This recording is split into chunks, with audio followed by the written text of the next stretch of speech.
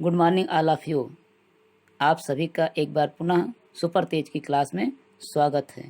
आज की इस वीडियो में हम चर्चा करेंगे प्राथमिक शिक्षा से संबंधित आयोग और समितियों के संबंध में, जिनका के प्राथमिक शिक्षा के उन्मुखीकरण और उसके विकास को लेकर के जिन जिन आयोग और समितियों का गठन हुआ, उन आयोग और समितियों के बारे में हम इसमें विस्तार से अध्ययन करेंगे।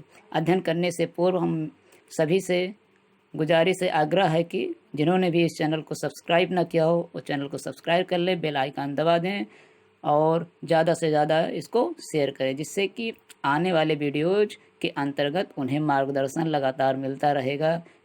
धन्यवाद। आज के विषय के अंतर्गत चर्चा करते हैं प्राथमिक शिक्षा के अंतर्गत स्थापित आयोग और समितियां।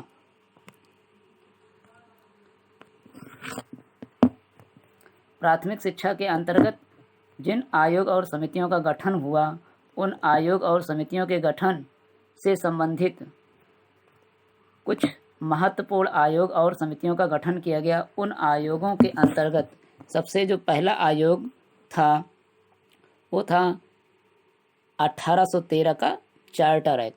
लेकिन सर्वप्रथम 1813 के चार्टर एक्ट के विषय में बात करने से पहले हम बता दें कि भारत में प्रारंभिक शिक्षा को स्थापित करना ब्रिटिश का मुख्य उद्देश्य नहीं था। ब्रिटिश का मुख्य उद्देश्य अपनी सत्ता को बनाए रखना था। भारत में अपनी सत्ता को बनाए रखने के लिए अंग्रेज केवल और केवल प्राथमिक शिक्षा तक ही सीमित रहे।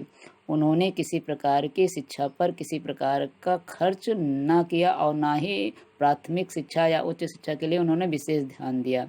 किंतु जब अंग्रेजों को ऐसा लगा कि भारत में सत्ता को अस्थायी बनाए रखने के लिए हमें शिक्षा की आवश्यकता है, हम केवल शिक्षा के बल पर ही भारत में अस्थायी सत्ता को स्थापित कर सकते हैं, तो इस संबंध में उन्होंने विभिन्न प्रकार के आयोग और समितियों को गठित किया।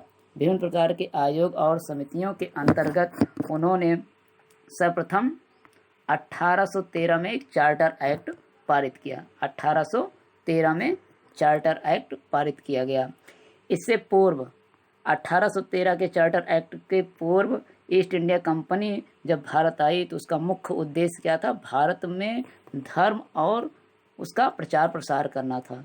धर्म और उसका प्रचार प्रसार करना था, न कि भारत में शिक्षा का विकास करना था।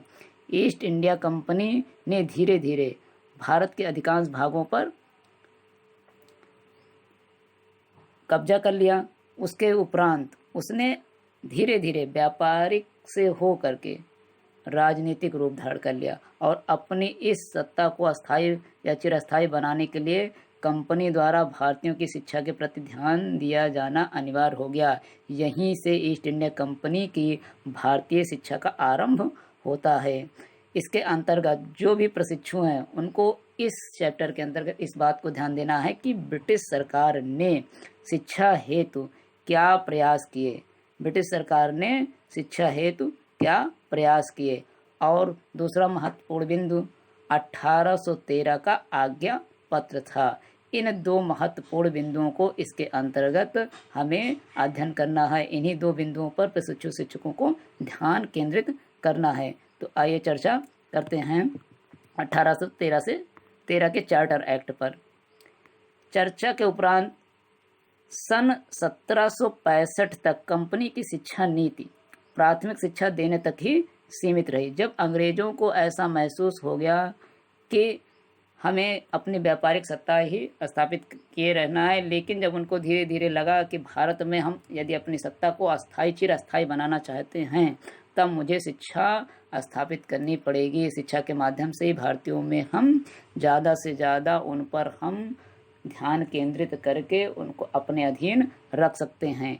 इसलिए 1765 के बाद उसकी शिक्षा नीति में परिवर्तन हुआ और उच्च शिक्षा की संस्थाएं स्थापित की जाने लगीं। 1781 ईस्वी में कलकत्ता मदरसा तथा 1791 में बनारस संस्कृत कॉलेज की स्थापना की गई। इसी को ध्यान में रखते हुए अंग्रेजों ने 1781 में कलकत्ता मदरसा तथा 1791 में बनारस संस्कृत कॉलेज की स्थापना की। इन कॉलेजों की स्थापना का मुख्य उद्देश्य क्या था? मुसलमान नवयुवकों को कानूनों और हिंदू नवयुवकों को हिंदू कानूनों में विशेष योग्यता प्रदान करने के लिए, विशेष योग्यता प्रदान करके अंग्रेजी न्यायाधीशों को सहायता देने के लिए तैयार किया गया था। केवल इसका मुख्य उद्देश्य हिंदू और मुस्लिम युवकों को अंग्रेजी शिक्षा प्रदान करके न्यायाधीशों की सहायता देने के लिए उनको तैयार करना था, न कि उनकी शिक्षा का विकास करना था। पोर्ट विलियम कॉलेज की स्थापना तत्कालीन गवर्नर जनरल लॉर्ड वेलेस्ली द्वारा सन 1800 में कलकत्ता नगर में की गई।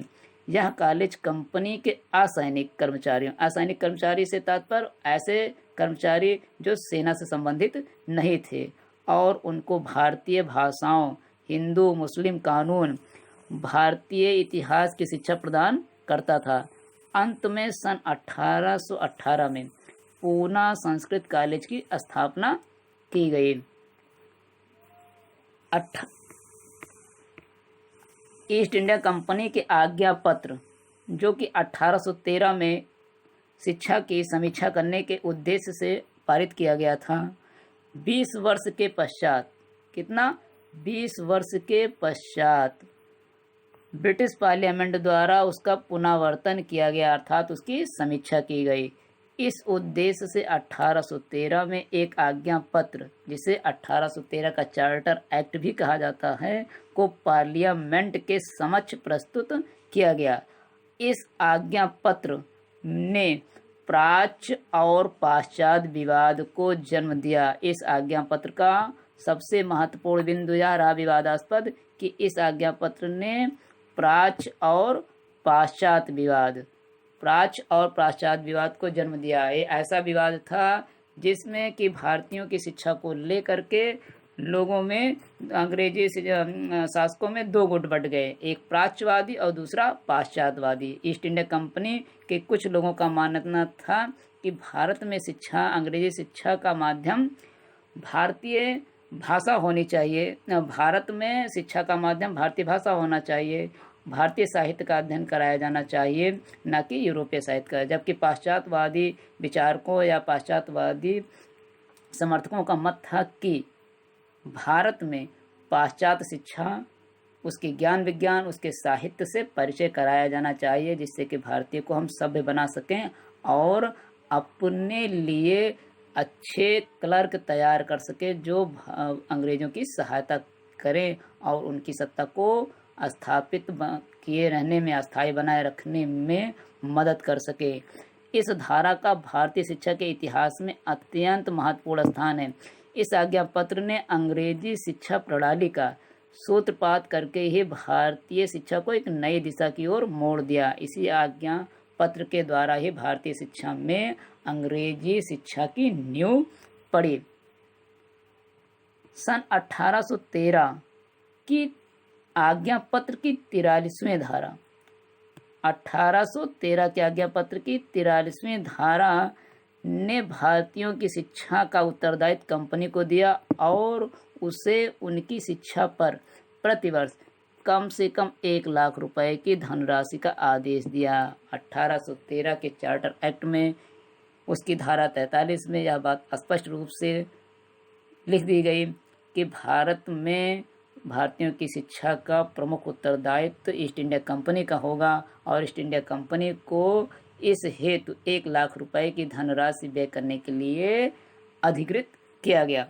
किंतु इसमें यह स्पष्ट नहीं किया गया कि यह धनराशि किस प्रकार से शिक्षा पर व्यय की जाएगी। इसमें इस बात का तो उल्लेख कर दिया गया कि 1 लाख रुपए की धनराशि ईस्ट इंडिया कंपनी के अधिकारी खर्च कर सकते हैं, व्यय कर सकते हैं, किंतु धारा में इस बात का स्पष्टीकरण नहीं किया गया कि ये धनराशि किस प्रकार से कि खर्च की जाए, प्राच्य शिक्षा पर अथवा पाश्चात्य शिक्षा पर।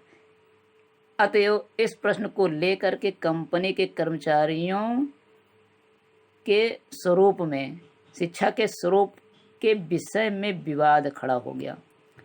इस विवाद को ही हम प्राच्य और पाश्चात्य विवाद की संज्ञा देते हैं। इस विवाद में भाग लेने वाले प्रमुख मुख्य रूप से दो दल थे, एक थे प्राच्यवादी और दूसरे थे पाश्चात्यवादी। प्राच्यवादी दल चाहते थे कि भारतीयों को उनकी प्राचीन साहित्य भाषा और संस्कृति का ज्ञान दिया जाए, और जबकि पाश्चात्यवादी इस समर्थकों में मुख्य रूप से Warren Hastings, Jonathan Duncan Wilson इस दल के प्रमुख समर्थक थे, जिनका मानना था कि भारत में उनकी भारतीयों की उनकी प्राचीन साहित्य, भाषा और संस्कृति का ज्ञान दिया जाना चाहिए। जबकि पाश्चात्यवादी दल में कंपनी के नवयुवक कर्मचारी और मिशनरी थे। नवयुवक कर्मचारी और मिशनरी वह लोग थे जो कि अपने धर्म का प्रचार प्रसार करते थे। ईसाई धर्म का प्रचार प्रसार करने वाले को मिशनरी कहते हैं। उन्होंने प्राच्यवादी नीति का जमकर विरोध किया।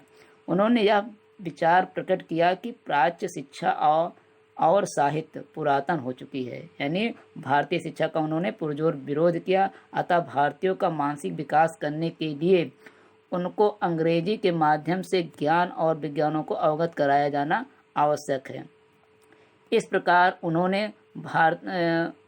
पाश्चात्यवादियों ने भारतीयों में यूरोपीय ज्ञान और विज्ञान के प्रसार के लिए किसी निस्वार्थ भावना से नहीं, वरन अपने निजी हित की भावना से प्रेरित हो करके शिक्षा प्रदान करने के लिए प्रेरित हुए। उन्हें अपने व्यापारिक और प्रशासकीय कार्यकलापों के लिए अंग्रेजी शिक्षित बाबू वर्ग की आवश्यकता थी, न कि शिक्षित भारतीयों की आवश्यकता थी। इस प्रकार प्राच्यवादियों और पाश्चात्यवादियों का विवाद सन 1834 तक चलता रहा। अंत में 1835 ईस्वी में लोक शिक्षा समिति के मंत्री ने दोनों दलों के विचारों को तत्कालीन governor general Lord William Bentinck के सम्मुख निर्णयार्थ प्रस्तुत किया कि इस प्रकार के विवाद का निपटारा किस प्रकार से किया जाए। इस हेतु इस विवाद को तत्कालीन governor general Lord William Bentinck के कार्यकारिणी सभा में प्रस्तुत किया गया, जिस पर विस्तार से चर्चा की गई और यह विवाद कुछ दिनों तक चलता रहा। इस हेतु भारतीय शिक्षा के लिए कि भारत में प्राच्यवादी शिक्षा दी जाए कि पाश्चात्यवादी शिक्षा का विस्तार किया जाए, किस प्रकार की शिक्षा दिया जाए। इस हेतु उस कार्यकारिणी परिषद में लॉर्ड विलियम बेंटिंक ने एक प्रकार से निर्णय दिया कि इस कार्यकारिणी सभा में एक विधि विज्ञानी जो विधिवेत्ता थे लॉर्ड मैकाले की नियुक्ति की गई और उन्हें इस विवाद के संबंध में भारत में शिक्षा के लिए उन्हें अधिकृत किया गया कि भारत में किस प्रकार से शिक्षा दी जाए, प्राच्यवादी शिक्षा